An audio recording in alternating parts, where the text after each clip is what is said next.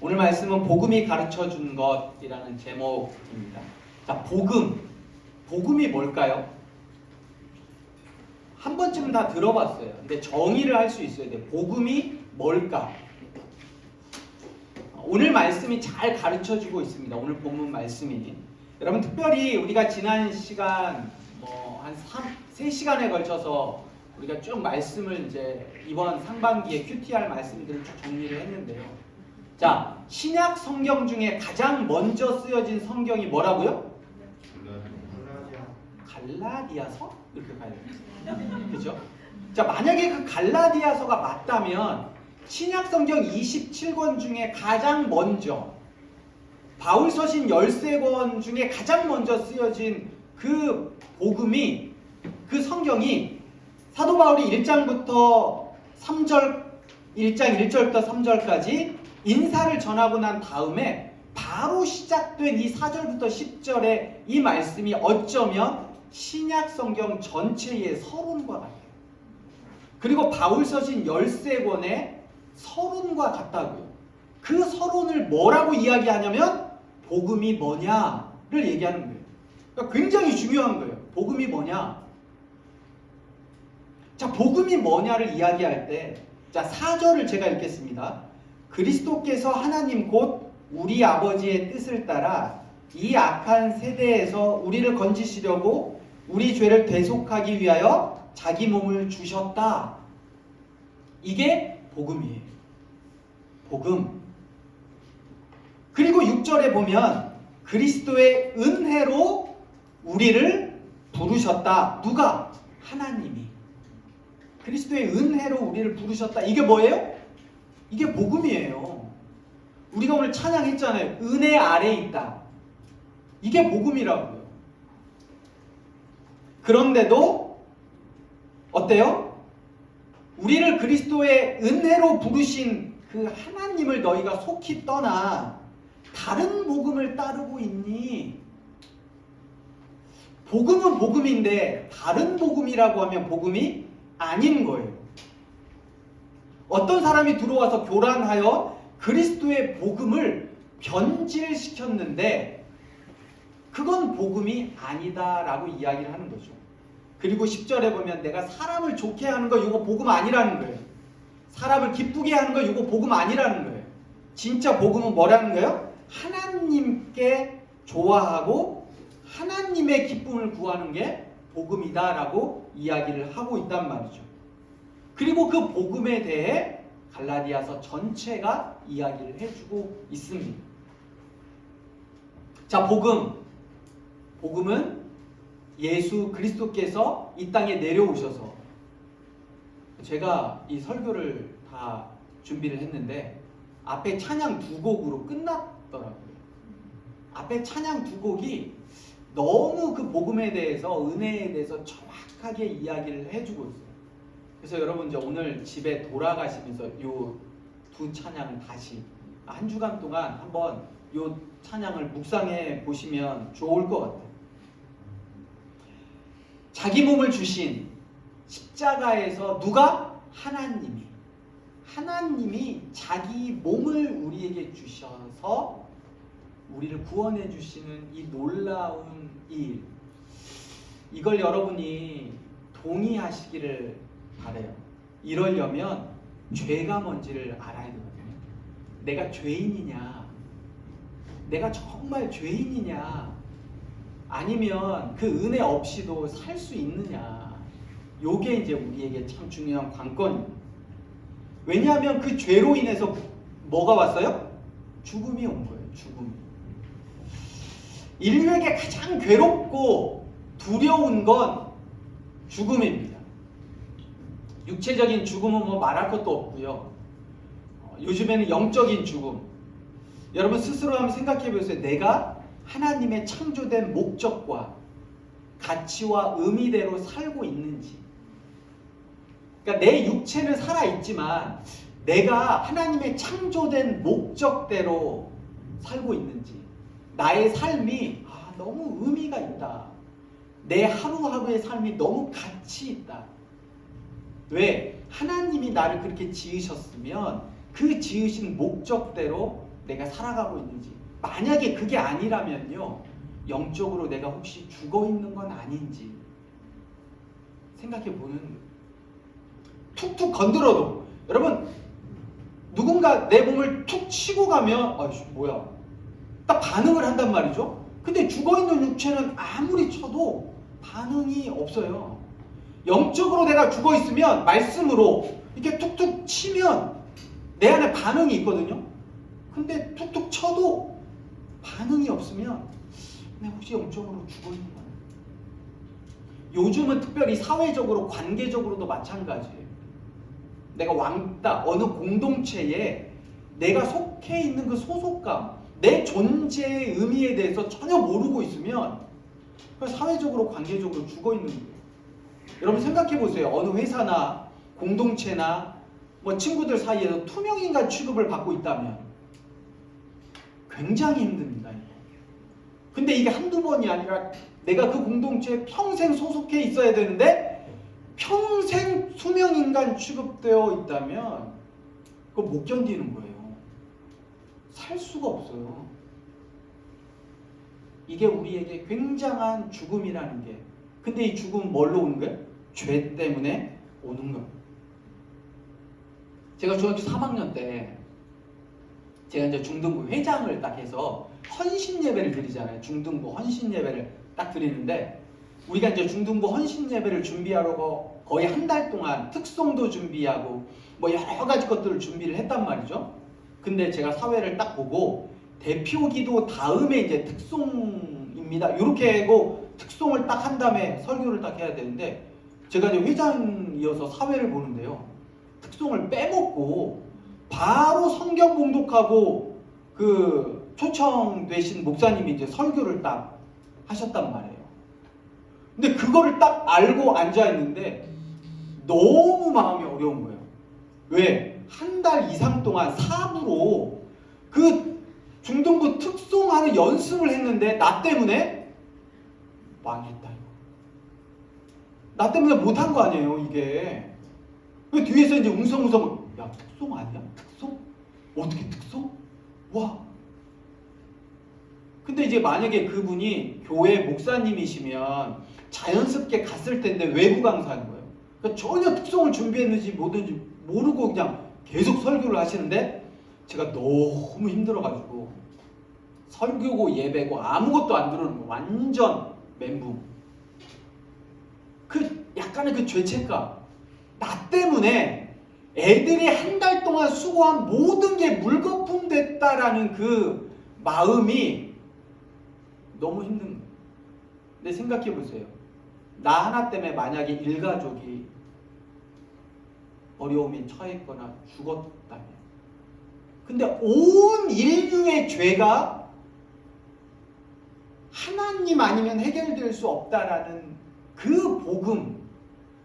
근데 그 온 인류의 죄를, 온 피조세계의 죄를 해결해 줄 수 있는 단 한 가지의 소망.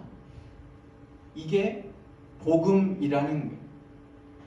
우리가 성경을 읽고 배우고 성경을 믿는 가장 중요한 이유는요. 성경 안에 복음이 있기 그래요. 복음이 있기 때문에 그래요. 성경의 모든 텍스트가 중요하지만 그 성경이 중요한 이유는 성경 안에 뭐가 있어서 그래요? 복음의 텍스트가 있어서 그런단 말이에요. 성경이 우리에게 교회와 기독교와 나에게 가장 중요한 건 복음이 기록된 유일한 책이기 때문에 그래요. 그래서 여러분 성경 안에 복음을 찾아야 돼요. 우리의 삶에서 복음을 찾아야 돼요.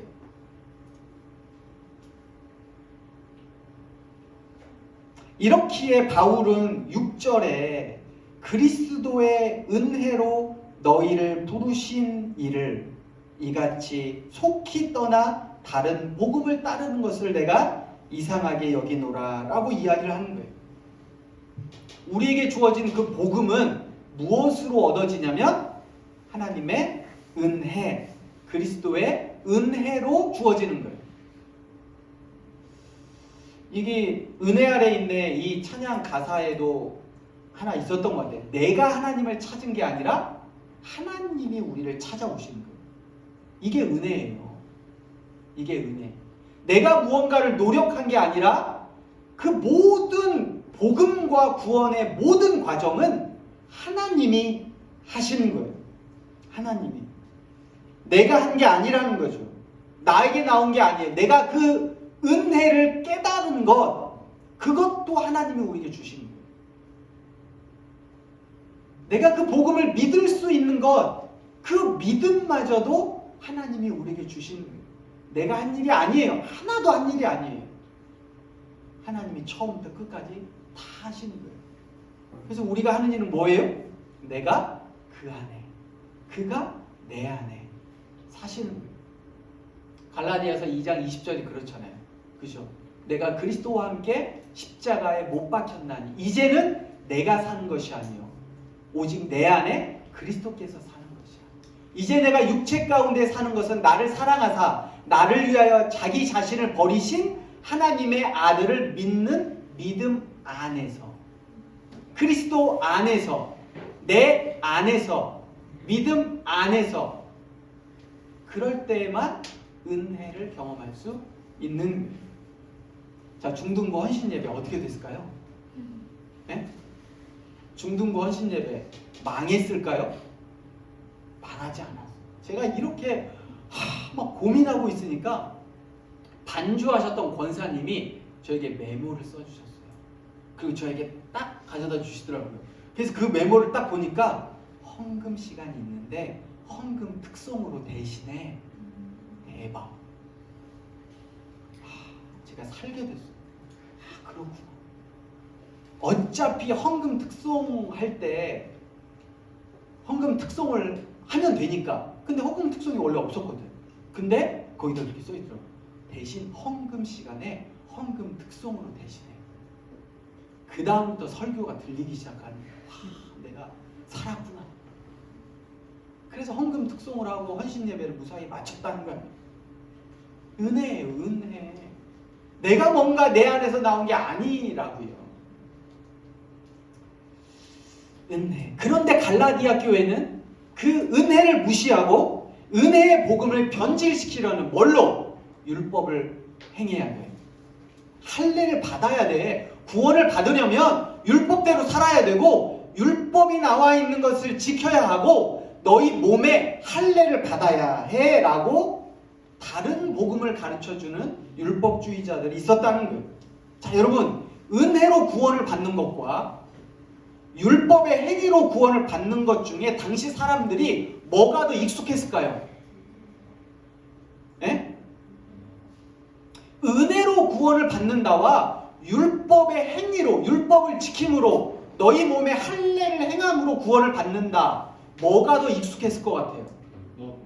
율법. 자, 그럼 오늘 우리는, 여러분, 오늘 우리는 은혜로, 믿음으로 구원받는다와 너희가 착한 일을 하면, 선한 일을 하면, 의롭게 잘 살면, 어떤 걸 누구를 구제하고 이렇게 도와주면 구원을 받는다. 뭐가 더 우리에게 익숙하고 좋을까요? 뭐가 더 그럴듯할까요? 사실은 우리도 은혜보다는 행위예요. 인간들은 그렇거든요. 그게 훨씬 더 보여주기도 쉬워요. 중풍병자에게 내 죄가 사해졌다라고 말하는 것과 내 침상을 들고 일어나 가라라고 말하는 것 중에 어느 것이 더 쉽겠느냐? 뭐가 더 쉬울까요? 눈에 보이는 예수님이 병을 고쳐주실 때 그 기적과 같은 내 침상을 들고 일어나 가라. 그렇게 말했는데 진짜 침상을 들고 일어나 가버리면 그게 훨씬 더 쉽고 중요하고 사람들에게 각인이 되는 거예요. 근데 예수님은 그럼에도 불구하고 인자가 죄사하는 권세가 있는 줄을 너희에게 알게 하겠다라고 하셔서 내 죄가 사함을 받았다라고 말씀하신단 말이죠. 우리에게 오늘날 은혜로 구원을 받는다가 와닿지가 않으니까 행위 구원에 익숙하게 되고 내가 무언가를 해야 될 것 같고 무언가를 안 하면 큐티를 안 하면 뭔가 예배를 안 하고 헌금을 안 하고 뭔가를 하면 안 하면 이런 마음이 우리에게 있어요. 근데 우리는 은혜 아래 있어요. 여러분, 이 은혜 아래 있는 이 은혜는 하나님이 주셔야 돼요. 하나님이. 연애를 하면서 부부로 같이 살면서 은혜를 받고 산다라기보다는요, 나한테 이렇게 잘해주면 제가 좋아요. 연애할 때 뭔가 나에게 선물을 해주면 너무 좋고, 그 다음에 그 선물에 의미가 있으면 너무 좋고, 결혼에서도 마찬가지예요. 어디 가셨대요? 안 계시다가 청소를 뭔가 해주면 좋고, 설거지를 해주면 좋고, 내가 무언가를 열심히 그 사람이 좋아하는 것을 내가 행해주면 좋아합니다.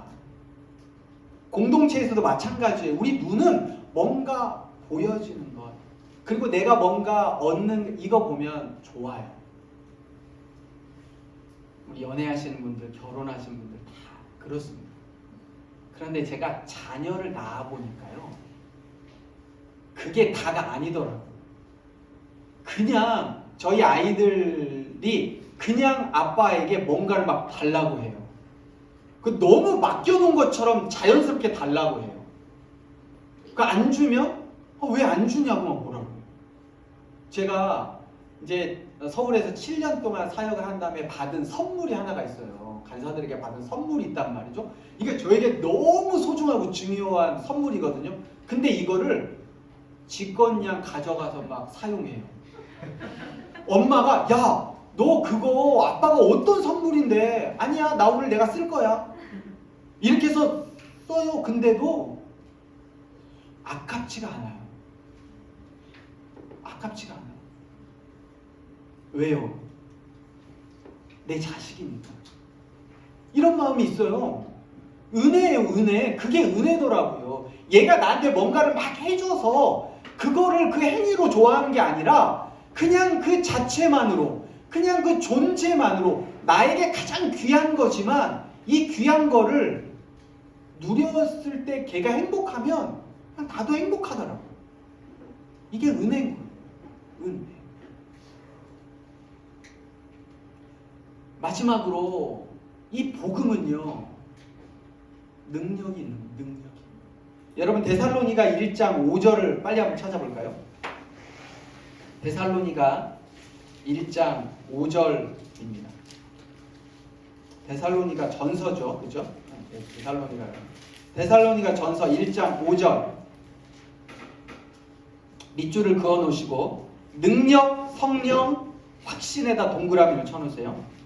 밑줄을 다 긋고 능력, 성령, 확신에다가 동그라미를 쳐놓고 같이 읽겠습니다. 시작. 이는 우리 복음이 너희에게 말로만 이른 것이 아니라 또한 능력과 성령과 큰 확신으로 된 것이라. 우리가 너희 가운데 너희를 위하여 어떤 사람이 된 것은 너희가 아는 바와 같으니라.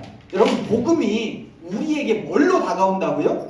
능력과 성령과 확신으로 다가온다는 거예요. 복음은 뭐예요? 능력이에요. 복음은 뭐예요? 큰 확신이에요. 복음은 뭐예요? 성령이에요. 이거 데살로니가 교회에게 이야기하고 있어요. 로마서 1장 16절입니다. 로마서 1장 16절. 자, 우리 김시연님 찾고 계시나요?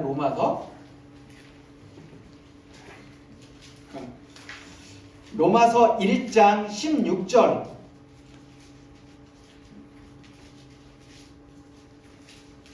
자, 239페이지입니다. 239페이지. 로마서 1장 16절 같이 읽습니다. 시작. 내가 복음을 부끄러워하지 아니하노니 이 복음은 모든 믿는 자에게 구원을 주시는 하나님의 능력이 됨이라. 복음은 뭐라고요? 복음은 뭐라고요? 능력이에요. 복음은 매임을 풀어주는 거예요. 사망의 권세에서, 세상의 속박에서, 혹여나 내 자신을 무언가 메고 있는 그 매임 속에서 나를 풀어주는 능력이 복음이에요. 여러분, 10절을 같이 한번 읽을까요? 갈라디아서 1장 10절. 오늘 본문 말씀 10장 10절. 제가 읽습니다. 이제 내가 사람들을 좋게 하랴. 하나님을 좋게 하랴. 사람들에게 기쁨을 구하랴. 내가 지금까지 사람들의 기쁨을 구하였다면 그리스도의 종이 아니니라.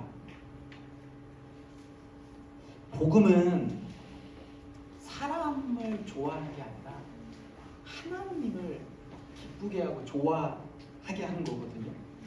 근데 복음은 뭐라고 그랬어요? 능력이라고 그랬어요. 내가 누군가를 하나님을 기쁘시게 하고 하나님을 좋게 하는 능력. 여러분 혹시 알라딘 영화 보셨어요? 알라딘, 이제 알라딘 한 번만 확인을 한번 해봅시다. 이 얼마나 알라딘을 봤는지를 알아야 제가 이 설교를 이렇게. 자, 알라딘 영화 보신 분?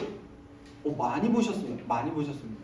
좋습니다. 알라딘에 악당이 나와요. 악당이 이름이 뭐예요? 네? 자파 이렇게 얘기하면 자파가 나와요. 그리고 알라딘이 나옵니다. 그리고 여자친구 자스민이 나옵니다. 공주죠. 그리고 누가 나와요? 지니가 나옵니다. 지니가. 그런데 이 자파가 알라딘을 이렇게 속여가지고 램프를 가져갑니다. 램프를 빼앗아가요. 그 알라딘의 결론에 보면 이 영화 아니더라도 알라딘 다 알잖아요. 그죠? 그 이제 램프를 딱 가져갑니다. 근데 램프의 소원을 몇 개 할 수 있어요? 그죠? 3개만 할 수 있어요. 첫 번째 소원을 딱 부르면 그 소원을 뭐라고 해야 돼? 소원을 이야기하죠. 그죠? 야, 죄송합니다. 소원을 얘기해요. 지니에게 소원을 딱 이야기를 합니다. 그 소원이 뭐냐면 이 자기가 국왕이 되게 해달라는 거예요. 술탄이 되게 해달라고 그래가지고 지니가 딱 왕을 만들어줍니다. 그게 첫 번째 자파가 이야기한 소원이었어요. 그래서 왕이 딱 돼요. 국왕이 딱 됩니다. 술탄이 딱 돼요. 그래서 모든 것을 다 그 왕위를 얻고 자스민하고 결혼하려고 이렇게 이제 하는데 오히려 이 자스민이 노래를 기가 막히게 불러가지고 신하들이 다시 자스민으로 다 가게 되는 거예요. 이러니까 두 번째 자파가 소원을 부는데 그 소원이 뭐냐면 세상에서 가장 강력한 마법사가 되게 해달라는 거예요. 그래서 그 힘으로 하킴 이게 이제 군사들 다 물리고 뭐 이래가지고 마법사가 딱 됩니다. 근데 여기에 결국 이제 조롱을 하는데 야 네가 마법사이긴 한데 그래도 지니 밑에야. 지니가 최고의 마법사고 너는 2인자밖에 안 돼. 이렇게 이제 이야기를 하니까 마지막으로 세 번째 소원을 빈 게 우주에서 가장 강력한 마법사가 되게 해달라라고 하면서 지니보다 더 강력한 마법사가 되게 해달라고 소원을 빕니다. 근데 그게 결정적인 패착이에요. 지니가 딱 듣고 오케이 나보다 더 강력한 마법사 좋아. 이 우주에서 가장 강력한 힘을 내가 너에게 주지. 그런데 그 힘은 네 주인이 요청할 때만 사용할 수 있어 라고 하고 이야기를 하며 램프 속으로 빨려 들어가 버려요. 여러분 인간의 욕심과 탐욕은 왕이 되게 해달라? 세상에서 가장 큰 마법사와 힘을 가지게 해달라? 근데 그 위에 한 명이라도 있으면 안 돼. 그리고 마지막 세 번째는 내가 가장 강력한 힘을 가지고 싶어 라고 이야기하는데 그 힘은 네 주인이 너에게 요청될 때만 사용할 수 있어. 제가 이거를 너무 큰 은혜를 받은 첫 번째 인간의 욕심과 탐욕이 그렇구나. 그리고 또 하나 내가 주인이 누군지를 알 때 그게 바르게 사용되어질 수 있는 거예요. 여러분 복음이 능력이라고 할 때 우리는 어떤 능력을 원하냐면 내 자신을 위한 능력을 원해. 내가 무언가를 다 얻을 수 있는, 내가 누구에게나 인기를 얻을 수 있는, 내가 올라갈 수 있는 가장 높은 데에 올라갈 수 있는 그런 능력을 우리는 원한다고요. 그게 우리가 가지고 싶은 거예요. 누구를 잊어버린 채, 주인이 누군지를 잊어버린 채.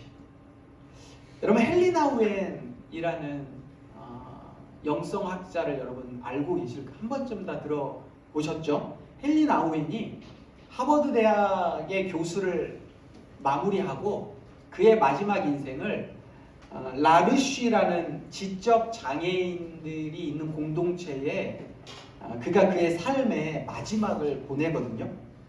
근데 지적 장애인 공동체 라르쉬에 딱 가서 자기 자신을 딱 소개를 합니다. 어떻게 소개를 하냐면 저는 지금까지 하버드 대학에서 학생들을 가르쳤던 헨리 교수입니다. 라고 딱 소개를 해요. 그러니까 그 자기가 같이 생활을 해야 됐던 6명의 그 지적 장애인이 물어봅니다. 하버드가 뭐예요? 갑자기 이 헨리 나우엔 교수가 한 번도 들어보지 못한 이야기예요. 하버드가 뭔지를 모른다고? 그래서 제가 이 설교를 준비하면서 저희 다일에게 물어봤습니다. 다일아, 하버드가 뭔지 알아? 그랬더니 이 초등학교 5학년 친구도 그 미국에 있는 좋은 대학 아니야? 이렇게 얘기를 하더라고요. 근데 거기가 왜 좋은 대학이야? 라고 물어봤어요. 그랬더니 뭐라고 대답했을까요? 몰라? 몰라? 그럼 모른다고 얘기를 하더라고요. 자, 하버드 대학을 이야기할 때 어느 누구도 물어보지 않아요. 하버드 대학이 어떤 대학인지를 다 아니까. 그래서 한참을 망설이다가 전 세계에서 공부 제일 잘하는 학생들이 가고 싶어하는 대학이라고 얘기를 한 거예요. 그랬더니 왜 그 대학을 가고 싶어 하는데요? 라고 물어볼게요. 그리고 왜 공부를 잘해야 돼요? 라고 물어보더라는 거예요. 그리고 나중엔 그건 다 상관없이 그냥 그 사람을 헨리라고만 부르더래요. 그리고 자기가 밤에 들어와서 일기에 이렇게 기록을 합니다. 그들은 사회가 나를 대하는 방식이 아닌 하나님이 나를 대하는 방식으로 나를 대해 주었다.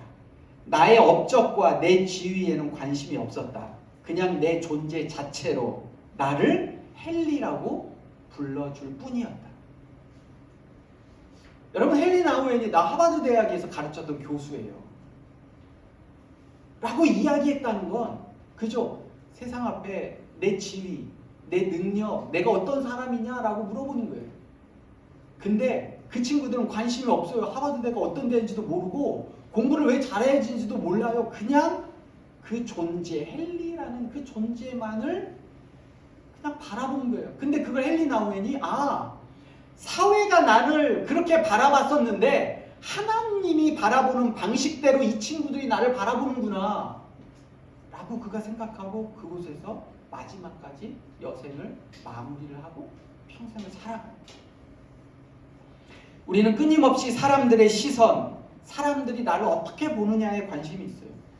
그리고 그 사람들의 기대와 부러움에 부응하는 것을 능력이라고 생각해요.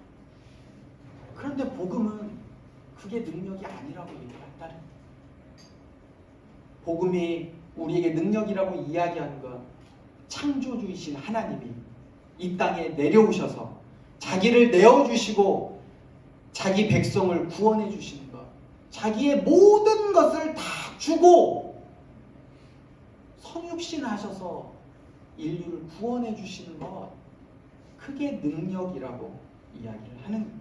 자기를 부인하는 것, 끝자리에 앉는 것, 가난하고 소외되고 여자들과 함께 생활하는 것, 어린 나귀를 타시는 것, 그리고 내 이웃을 내 몸과 같이 사랑하는 것, 그리고 마지막은 십자가를 지시는 것. 사람들을 좋게 하고 사람들의 기쁨을 주는 게 아니라 복음이 능력인 건 하나님을 기쁘시게 하기 때문입니다. 예수님이 유대인들의 기쁨이 되었다면 로마와 싸우셨겠죠.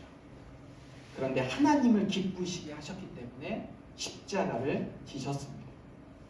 우리가 이 땅에서 각자 원하고 바라는 것들이 있습니다. 그리고 우리의 주변 가족들이나 주변 사람들이 원하고 바라는 것들이 있습니다. 근데 그게 좋은 소식일 수는 있어요. 그게 다 나쁘다는 건 아니에요. 좋은 소식일 수 있다고요. 내가 시험에 합격하는 것, 내가 원하는 어떤 거에 된 것, 내가 바라는 무언가를 이룬 것, 좋은 소식이죠. 근데 그건 잠깐이에요. 아까 우리 창환이가 일주일 금방 갔다고 그랬잖아요. 일주일만큼이나 우리 인생이 굉장히 빠를 수 있어요. 잠깐이에요. 그 기쁨 잠깐이에요. 근데 그게 영원한 것처럼 살아가려는 것, 그게 어리석은 것이라는 거죠. 말씀을 마무리합니다. 여러분들, 우리 안에 수많은 몸의 기관들이 있잖아요. 근데 그 중에 하나라도 아프면 내가 바라고 원하고 이룬 모든 것이 의미가 없어져요. 병상에 누워있을 때 여러분이 뭐를 바라시겠어요? 병상에 누워있는데 내가 더 인기가 많아야 되는데, 내가 꼭 얻어야 되는데, 내가 이거 꼭 바라야 되는데, 그러시겠어요? 수많은 기관 중에 하나만 고장이 나도요, 한 가지밖에 없어요. 빨리 일어나고 싶다, 빨리 낫고 싶다, 이거 외에는 없다고요. 그런데도 불구하고 우리가 바라고 원하는 수많은 것들. 헨리 나우엔이 라이브러시 공동체에서 깨달은 것, 우리는 하나님의 형상대로 창조되었고, 그래서 하나님이 원하시는 삶, 하나님의 방식대로 사는 삶, 하나님이 주셨던 은혜를 누리며 깨달으며 살아가는 삶, 그것이 복음이 우리에게 가르쳐준 것, 세상이 아니라 복음이 가르쳐준 유일한 말씀이지 않을까. 우리가 무언가를 결정할 때 세상이 가르쳐주는 것을 따라야 하는가, 복음이 가르쳐주는 것을 따라야 하는가, 이 뭔가 이 고민 속에 결정할 때 여러분이 이후에 갈라디아서를 묵상하고 갈라디아서의 말씀을 큐티하면서 여러분이 그 해답을 찾아가시기를 주님이 부탁드립니다. 제가 여기다가 말씀은 이걸로 마무리를 했는데, 오늘 찬양 가사에 오직 내 안에, 오직 내 삶에, 오직 내 마음에 그가 주인 되신다 라는 가사가 있었어요. 나의 삶이 이전과 같을 수 없다. 여러분, 우리가 말씀을 묵상하고 찬양을 하면서 정말 내 안에, 내 삶에, 내 마음에 그가 주인 되셨다라고 고백하면요, 이제는 이전과 같은 삶을 사시면 안 돼요. 이전에는 그렇게 살았을지 몰라도, 오늘 이 찬양을 하기 전에는 그렇게 살았을지 몰라도, 오늘 이 말씀을 듣기 전에는 그렇게 살았을지 몰라도 나의 삶이 이전과 같지 않기를 바라요. 그런 고백이 날마다 매일의 삶 속에 있기를 바랍니다. 아셨죠? 그래서 우리 찬양 한번 같이 해볼까요?